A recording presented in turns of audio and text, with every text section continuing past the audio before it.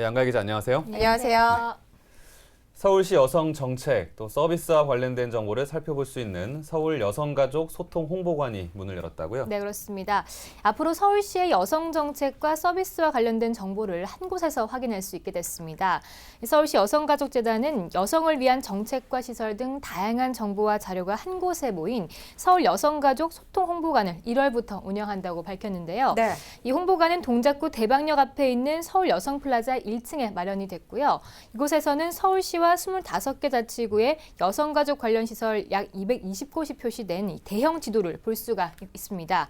또 이곳에서는 여성에 대한 정책 정보가 여성 일자리, 일과 생활 균형, 가족과 보육 등 주제별, 대상별로 분류가 돼서 연락처와 함께 소개가 되어 있어서 누구나 쉽게 알아볼 수 있도록 배치해 놓은 장점이 있습니다. 네, 그리고 이곳의 자료들은 여성뿐 아니라 남녀노소 상관없이 열람해 볼 수 있다고요. 네, 누구나 열람이 가능하고요. 또 필요하면 가져갈 수도 있다고 하는데요. 네. 이 홍보관에서는 서울시 여성정책 자료를 비롯해서 여성단체 발간물 약 70종이 전시가 되어 있습니다.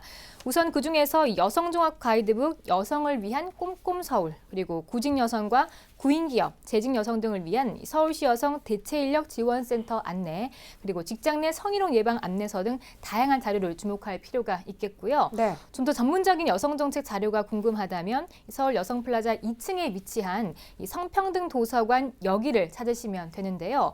지난해 7월에 개관한 성평등 정책 전문 도서관 여기에서는 서울시와 25개 자치구의 여성 정책 자료와 박원순 서울시장을 비롯한 약 80명의 시민이 기증한 여성 정책과 여성 단체 자료 등이 약 6,000건 전시가 되어 있습니다. 네. 네, 여성 안심 귀가 스카우트, 여성 안심 택배처럼 서울시에서 여성들을 위해 시행하고 있는 좋은 정책들이 많습니다. 네. 근데 분명히 시민들 중에서는 몰라서 이용하지 못하는 경우도 네, 많을 것 같거든요. 맞습니다. 예, 시간 나실 때 한번 들으시면 유용한 정보들 많이 얻어가지 않을까 싶습니다. 네, 다음 소식입니다.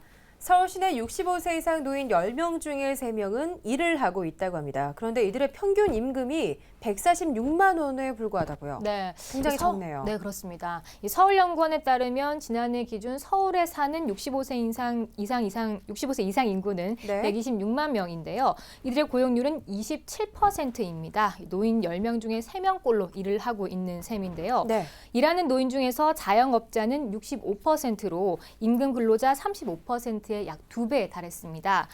자영업의 경우는 매장 판매직 등 판매 종사자가 43%로 가장 많았고 임금 근로 노인의 경우는 경비와 미화원, 택배원과 활동보조인 등 단순 노무 종사자가 85%로 대다수였습니다. 네. 또 일하는 노인의 월 평균 임금은 앞서 말씀드린 것처럼 146만 7천 원으로 나타났습니다.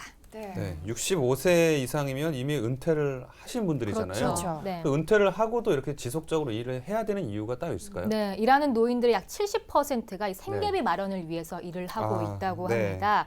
이어 노후자금 준비가 8%, 그리고 삶의 의미와 보람을 느끼기 위해서가 6%, 또 가족들이나 자녀들에게 도움을 주기 위해서 3% 이렇게 일을 하는 것으로 나타났습니다. 네, 요즘 일자리 구하기 힘들어서 고생하고 있는 청춘 세대들도 참 많아서 안타까운 생각 드는데요. 노년에도 이렇게 계속 일을 해야만 하는 어르신 세대도 힘들기 마찬가지라는 생각이 듭니다. 네. 자, 다음 소식도 알아보겠습니다. 대학생 단체가 서울 시내 25개 공공도서관의 공기질 상태를 측정했습니다. 우리 자치구의 도서관의 공기질은 어떤지 살펴보면 좋을 것 같습니다. 어느 자치구 도서관의 공기질이 가장 좋았나요? 네, 서울 시내 25개 공공도서관 가운데 이 동대문 구립과 관악구 그리고 금천 구립 가산 도서관의 실내 공기질이 가장 좋은 것으로 나타났습니다. 네. 이번 조사는 대학생 단체인 이 지속 가능 사회를 위한 젊은 기업가들이 사회 책임 관련 벤처 기업과 환경 관련 연구소와 공동으로 진행을 했는데요. 이 대학생 10개 조가 지난달 23일 오후 1시부터 6시 사이에 각 도서관 1층에서 3층 열람실 주요 지점에 이 환경 센서와 블루투스 기능을 갖춘 실내 공기 측정기로 총 15차례 걸쳐서 공기질을 측정하는 방식으로 이루어졌다고 합니다. 네. 이 조사 결과에 따르면 휘발성 유기화합물과 이산화탄소 농도 그리고 미세먼지 등 모든 측정 항목의 종합평점이 가장 높은 도서관은 앞서 말씀드린 것처럼 이 30점 만점을 받은 동대문 구립도서관과 관악도서관 그리고 금천구립 가산도서관 세 곳이었습니다. 네, 그러니까 동대문구, 관악구, 금천구 주민들은 안심하고 아주 쾌적한 환경에서 책을 읽을 수 있는 거잖아요. 네, 그렇습니다. 그렇게 되면 가장 낮은 점수를 받은 도서관은 어디였을까요? 네, 30점 만점에 18점을 맞은 도서관인데요. 이 양천도서관과 도봉문화정보도서관이 최하위를 기록해서 좀 자치구의 더 철저한 관리가 필요해 보였습니다. 네. 특히나 지금과 같은 동절기에는 야외 활동보다는 공공도서관을 찾는 학생과 취업준비생들이 많을 뿐 아니라 네. 은퇴 세대도 도서관을 많이 찾고 있기 때문에 이들을 위해서 좀 도서관 실내 공기가 더욱더 중요한 시기가 아닌가 싶은데요. 특정 항목을 점진적으로 늘려서 이 도서관 실내 공기에 대한 감시도 강화하고 또 개선에 힘써야 할 것으로 보입니다. 네. 네, 사실 공기가 맑아야 책을 봐도 머릿속에 더 잘 들어올 텐데요. 그렇죠. 공공도서관은 시민들이 자주 찾는 곳인 만큼 낮은 점수를 받은 해당 자치구는 좀 실내 공기 관리에 조금 더 신경을 좀 써줬으면 좋겠습니다. 네, 지금까지 양가희 기자와 수도권 이슈 브리핑 함께했습니다. 양가희 기자 고맙습니다. 고맙습니다. 고맙습니다.